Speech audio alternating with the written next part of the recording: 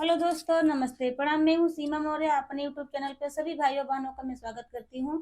और आप सबके बीच में एक तिलक गीत लेके आई हूँ। आप लोग को कैसा लगेगा कमेंट करके जरूर बताना। मेरा चैनल है सीमा रंगत, आप लोग सर्च करके जरूर देखिएगा। और जितने भी हमारे यूट्यूब दर्शक हैं, मैं सबसे हाथ जोड़ के विनती करती हूँ, आप लोग हमारे वीडियो को आप लोग फुल वॉच करके देखिए, तभी वीडियो का आनंद मिलेगा आप लोग को। तो चलिए सुनाती हूँ। कमेंट बॉक्स में जरूर बताना मेरा ये गाना कैसा लगा। तिलक चढ़ावे के चढ़ौला हो, तिलकिया में काऊ दियला।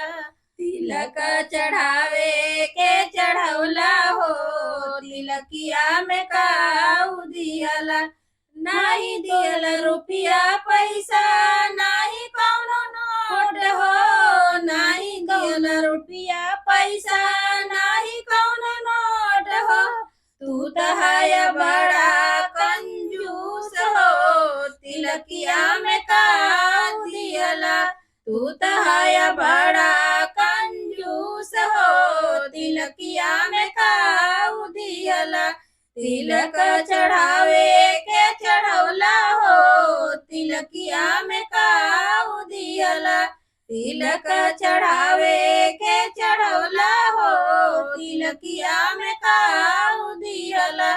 ना दियल गहना गुड़िया, नाही कौनो सिकड़ी हो। नाही दियल गहना गुड़िया, नाही कौनो सिकड़ी हो। तू तो है बड़ा कंजूस हो, तिलकिया में काऊ दियला।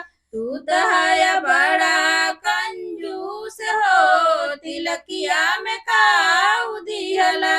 तिलक चढ़ावे के चढ़ौला हो, तिलकिया में काऊ दियला।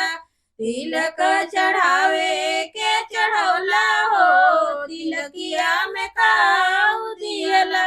नाही दियला गाड़ी मोटर, नाही कौनो साइकिल हो। नाही दियला गाड़ी मोटर, नाही कौनो साइकिल हो।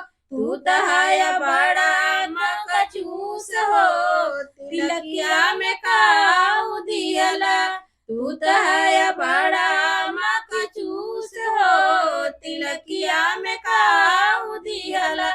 तिलक चढ़ावे के चढ़ौला हो, तिलकिया में काऊ दियला।